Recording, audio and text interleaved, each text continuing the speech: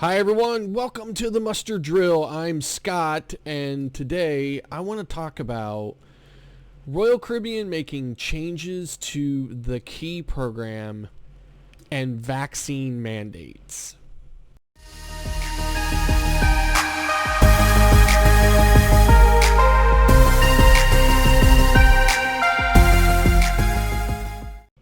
Hi everyone, welcome back. So, Royal Caribbean started this program a few years ago called The Key.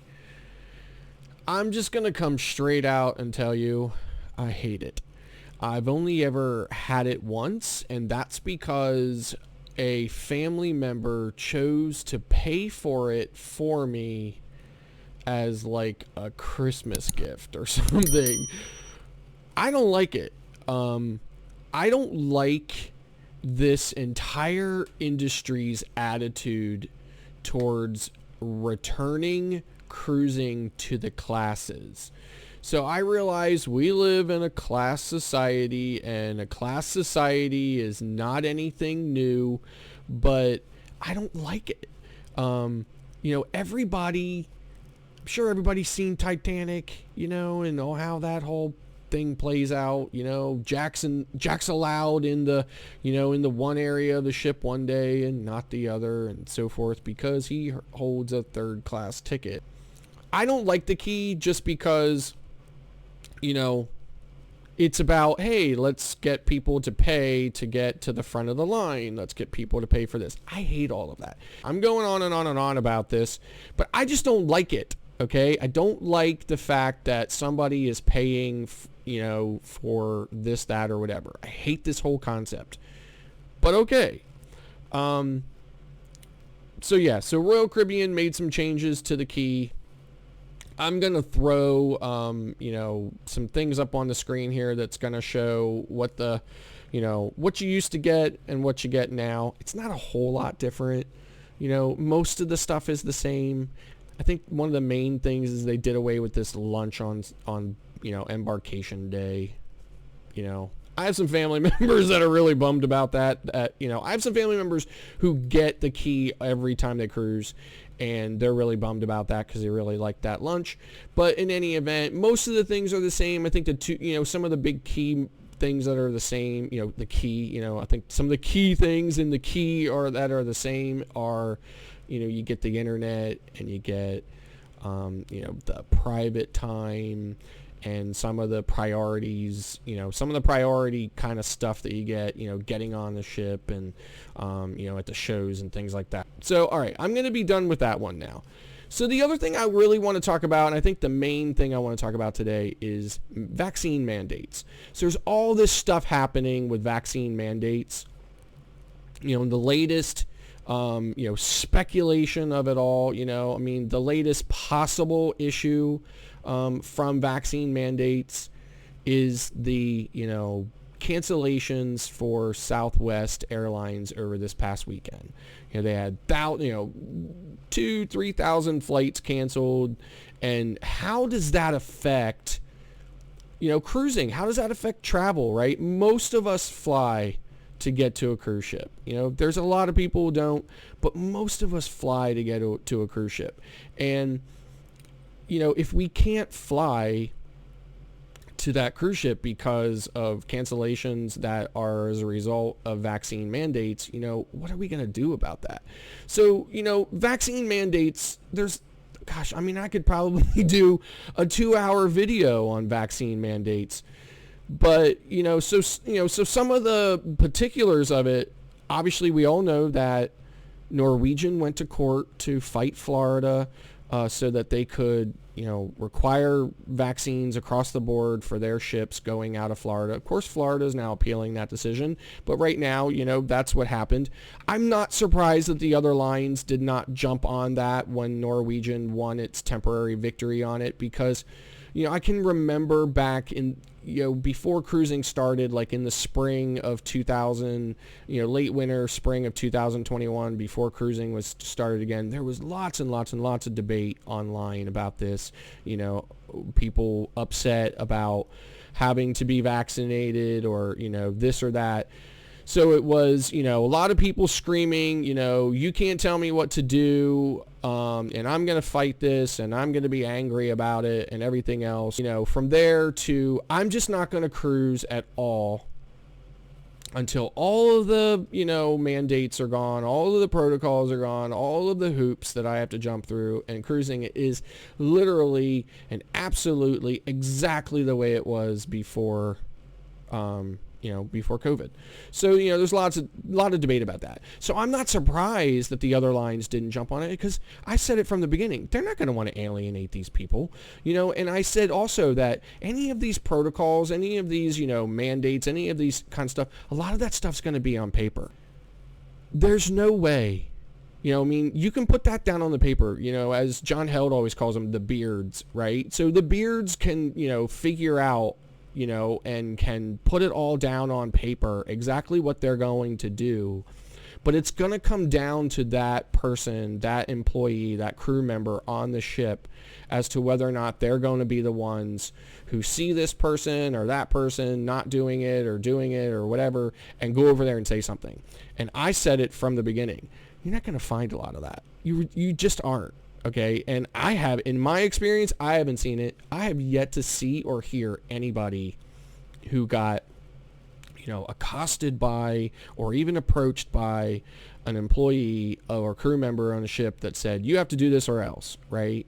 I just haven't. So, and I didn't expect it. Because I don't think the lines want to discriminate. I don't think they want to, be in that position where they're having to pick a side. I think they want to try to accommodate everybody. So I don't think that they're, they're doing what they have to do in order for the CDC to let them sail, which is, have everybody tested. That's what it really comes down to.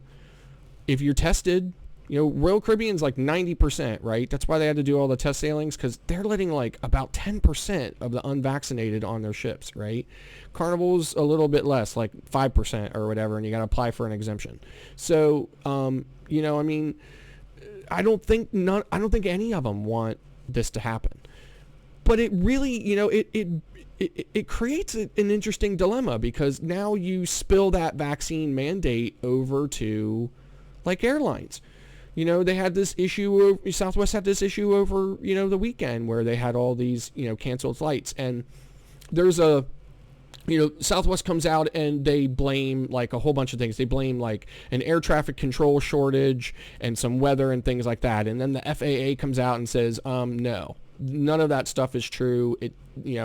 There were no issues with that, which then lends more credibility to the possible theory is that they were short-staffed because of employee pushback against mandates. And of course, United was in, the news a little bit ago, like last week or 2 weeks ago or whatever, about having, 600 employees or so who said that they would not get the vaccine. I know that they had a couple of thousand employees. United Airlines had a couple of thousand employees actually apply for like exemptions, medical, religion, something like that or whatever. And then they had like 600 who said, okay, we're not doing it. And then I think now that number is down to about 200 or so that are still saying, we're not going to do it. So about, 400 of that 600, okay, changed their mind, said, okay, we'll do it so we can keep our jobs. Delta has this interesting thing. Delta's not sure if they want to comply with it yet.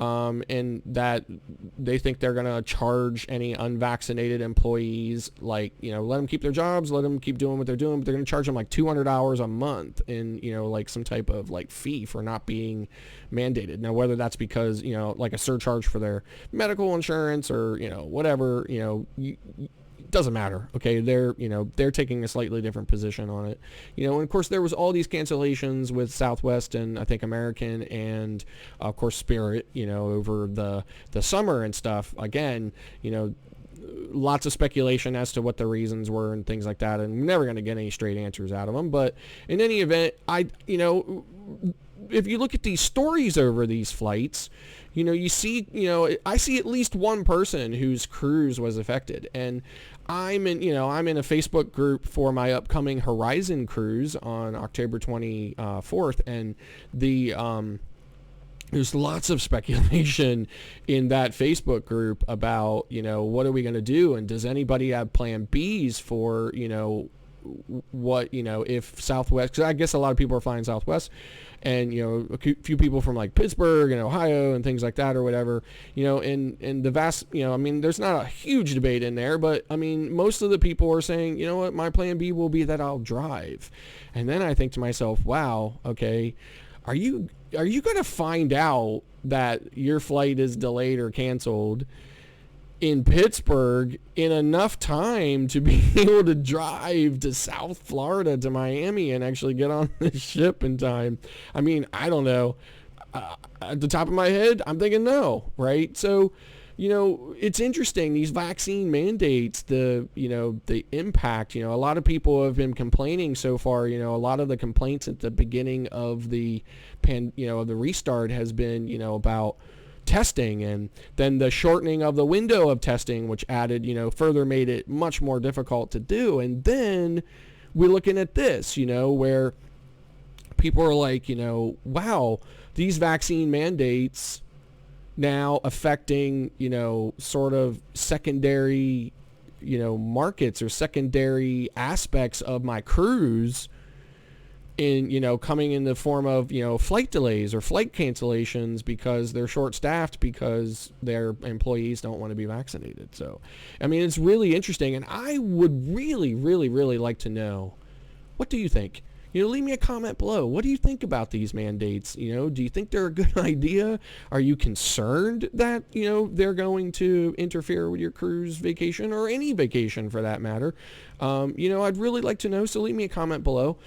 So I really think that's going to do it for today's video. Thank you very much for tuning in. And if you like this video, please click that like button. And then don't forget to hit the subscribe button. It won't cost you anything. You click it once and you're done, and it'll really help us out a lot. Thank you to all those who have subscribed and who are helping our channel grow. We really appreciate it. And then don't forget to hit that notification bell so that you know every time we upload a new video. Thanks again for watching, and we'll see you next time.